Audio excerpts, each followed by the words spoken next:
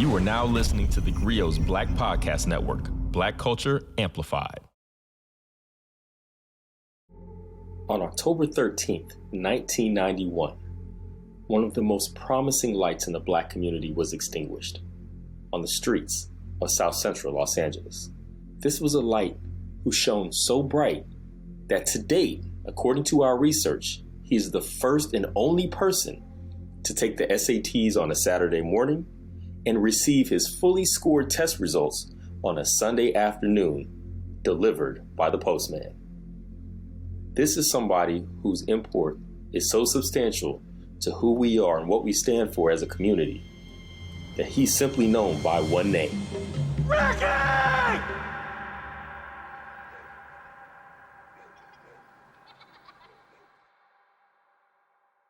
This is Significant Moments in Black History with Dear Culture.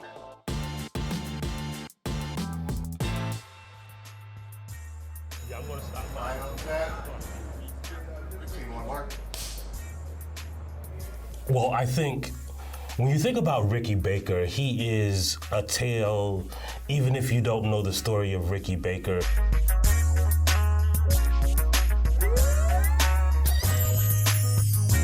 We've all heard the story of someone like Ricky Baker who's, killed after their high school graduation at a convenience store trying to buy some hot Cheetos, or somebody who was, just hanging out at the mall and got in with the wrong crowd, or I'm still trying to find out. Ricky Baker is the example of a cautionary tale that everyone has heard about. There's always one star athlete who he could have been the one if only he hadn't been gunned down outside on the strip, or if only he had stayed in the books or hadn't got involved with the wrong crowd. Oh my God. My name is Michael Harriet. I am a columnist at theGrio. I can remember going to the guys in my neighborhood and breaking the news and how they poured out a little bit of their 40 for him.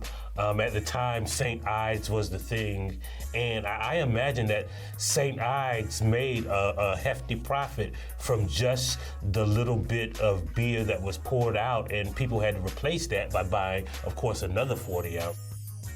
I am Monique Judge. I am a storyteller and a writer from Los Angeles, California.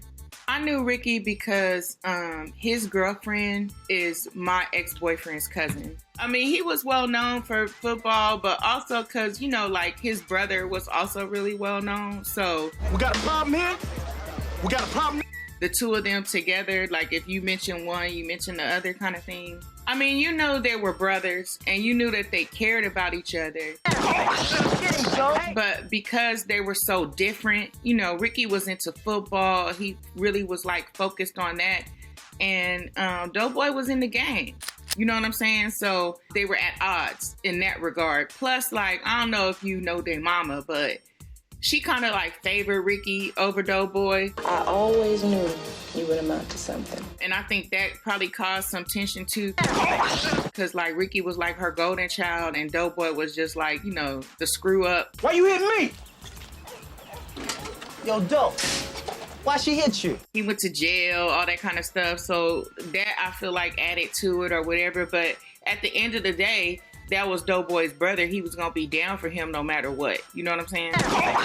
And then, what's kind of unsaid here is that, we know that Doughboy and Ricky had different daddies. You could just look at them and tell, because, Doughboy, why didn't Doughboy play any football? Why was he, the opposite of the athlete that Ricky was? I don't think that has anything to do with the father in the home. I think what this tale, is about is, sure, if Ricky had a father in the home, maybe Doughboy wouldn't have been a gangster. That's why fools be getting shot all the time.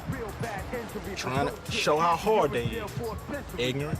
And if Doughboy wouldn't have been a gangster, maybe his brother wouldn't have got shot. But if you flip it around, what if Doughboy and Ricky had a father in the home and Trey didn't. You have to think, young brother. First of all, his daddy wasn't having it. I don't know if you know his dad, but like Furious was not gonna let Trey be for the streets. You're my only son, and I'm not gonna lose you to no bullshit, you hear? You know what I'm saying? So as much as Trey wanted to hang out and be down with everybody, his daddy really had him like in the house doing his homework, getting good grades, we used to like pass by and he'd be outside like mowing the lawn and raking up leaves and stuff, because like his dad just put him on that. You know what I'm saying? Then like when we got in high school, he got his little job in the mall or whatever. He thought he was doing something. Heard you like Mr. GQ Smooth now. When the news about Ricky first broke, what I heard about it is the thing you hear about, you know, every time somebody black dies, that it was gang related. And of course, that could mean any number of things. If you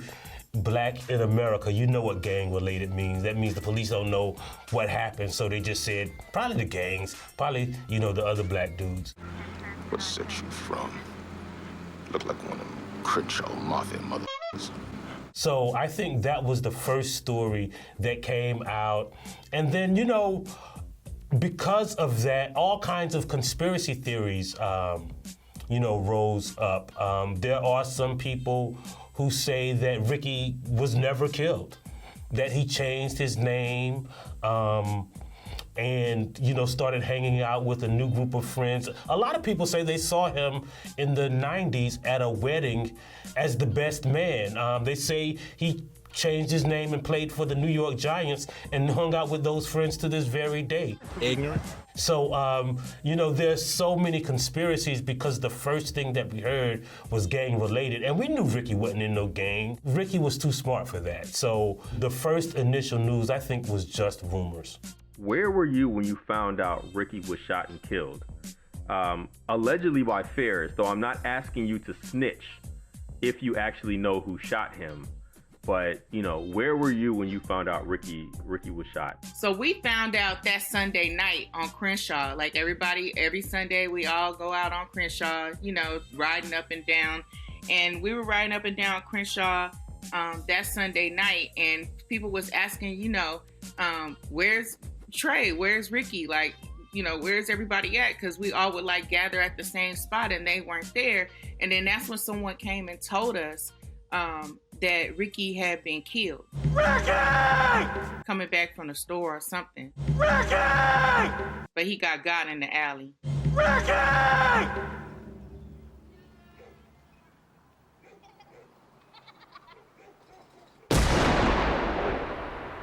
And how did you feel when you heard that news that Ricky was shot? Man, when the news of Ricky getting killed hit the neighborhood, everybody was sad. You know what I'm saying? Because it's like, here's this dude, we all grew up with him, we knew him, like, you know, and like I said, he was a cool dude. He never bothered anyone. He just mind his business and go to school, play football, and that's it. And, you know, when something like that happens, it's kind of like traumatic, because then you start thinking about it could be you next. You know what I'm saying? And look, I'm not saying I know who did it. What am I supposed to do? Fool roll up, try to smoke me? I'm gonna shoot the motherfucker if he don't kill me first. But what I'm saying is, that person, you know, they just be out there anyway wilding. The person that they said did it, right? I'm not gonna say their name, but you know, and so you start thinking like something like that might can happen to you. Like, it's a lot of kids in our neighborhood, so don't nobody want to have to worry about some dude riding up and down the street shooting people. You know what I mean? Well, I think Ricky's death, if he died, symbolizes the fragility of life in general. I think it is the limitations and the ceilings put upon us by circumstance, right? If Ricky lived in the suburbs, who knows? He might not have been involved with a few that, you know, from news reports and from rumors, it seems that he really didn't have anything to do with. And so I think it is about circumstance. It is about the violence of Black neighborhoods' existence in the first place. The idea that we are herded into these, you know, metaphorical cages in neighborhoods. And, during that time, there was the gang life that was sprouting up around America. And one would hope that many people took away from that if you get involved in that kind of life, or even, get associated with it on the periphery, then you could end up like Ricky. You could end up shouting, when one of your friends shouting and crying in an alley over your dead body. You could end up with him punching at the air while his girlfriend comforts him. I feel like Ricky dying had an impact on Black America because he was like a symbol of promise. You know what I'm saying? Like, that boy was really probably gonna do something in the NFL, in the world. Again, he had a son, and that baby grew up without knowing, his daddy, because he was just a little baby when Ricky died. And I think that it just makes us think about how precious life is and how we need to, be careful the things that we do, the places that we go, the people that we hang around, because you never know what can be waiting for you around the corner. I think about Ricky when I see a football game and wonder, what could that team have been if Ricky would have been playing for him? Catch!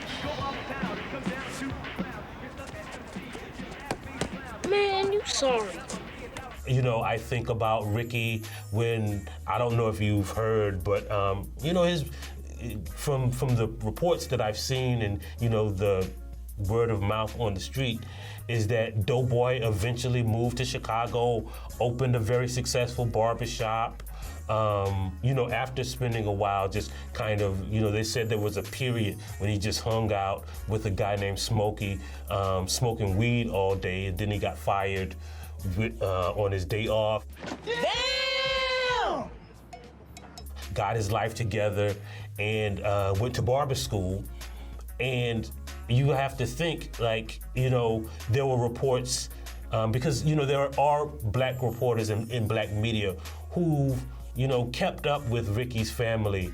And I remember when there was a report about Doughboy in danger of losing his barbershop. And you wonder if Ricky had made it to the league, would Doughboy have been in that kind of financial distress? So I think that there are many things that make me think of Ricky Baker, of his circumstance, of the fragility of Black life in the ghetto. Doughboy died 2 weeks after Ricky, too. He was murdered in the streets 2 weeks after Ricky. Well, I heard that they say Doughboy died 2 weeks after Ricky, but again, right, we really don't know. They'll tell you anything, right? Because, I've seen those pictures of that dude at that barbershop, and he looks a lot like Doughboy. Who knows, right?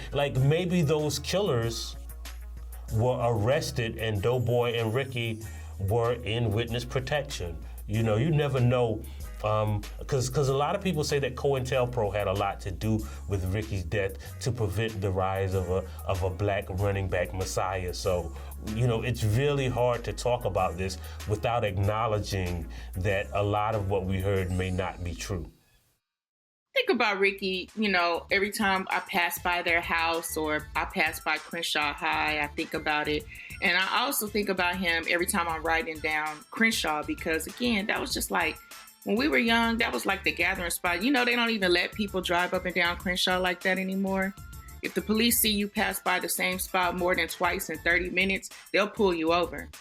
So we can't even do that anymore. So it's like his memory is kind of tied to those memories of being out there on the block and just having fun, listening to music, drinking, chilling with everybody and stuff. I think ultimately when I tell young people or tell, my children about the story of Ricky Baker, I tell them about a guy who worked hard, who had a promising future, who was held down not by financial problems or his neighborhood, but by his family. And I think that it is a cautionary tale about how we must all lift each other up, right? If you're going to be a gangster, that's your personal choice, but you have a responsibility to protect literally your brother from harm. You have to send him home. And I also think it is about the need to understand your circumstances. I think we should teach little kids that if somebody shoots at you, you have to run in a serpentine fashion. And I don't know if that would have saved Ricky's life, because of course it was an alley, and if you know anything about that was a Winchester 500 shotgun, double-barreled, that Ricky was shot with, which is a smoothbore shotgun. So when you shoot buckshots, they spread out. So, I've heard people say that he should have run in a serpentine fashion. We don't, he probably would have been hit anyway. But, when you look at the logistics of what happened to him, it wasn't the stopping to pee that doomed him. It wasn't being affiliated with a brother. I think maybe it was about splitting up. And see, that's a metaphor for life, right? When Ricky and Trey split up, that's what everybody knows, especially if you're black, that you don't split up. Harriet Tubman taught us that like 200 years ago. Never split up. Splitting up, metaphorically, and in the case of Ricky Baker, literally, will doom you. You are your brother's keeper. Never split up. If you could say something to Ricky right now, what would you say to him? Ricky, you shouldn't have never got that girl pregnant. You knew I had a crush on you. You should have got with me instead, but that's okay. Because what's done is done, and now you're not here, and I miss you. I hope you're resting well. Why you making me laugh, man? Because that's not where I saw that going. So I wasn't prepared. That was awesome. Next week on Dear Culture's Truish Black Stories. When you think of sheer artistry, sheer creativity, the ability for someone to bring Black people together in the most fundamental ways, it's, I would say, of my four, Randy Watson's my number one.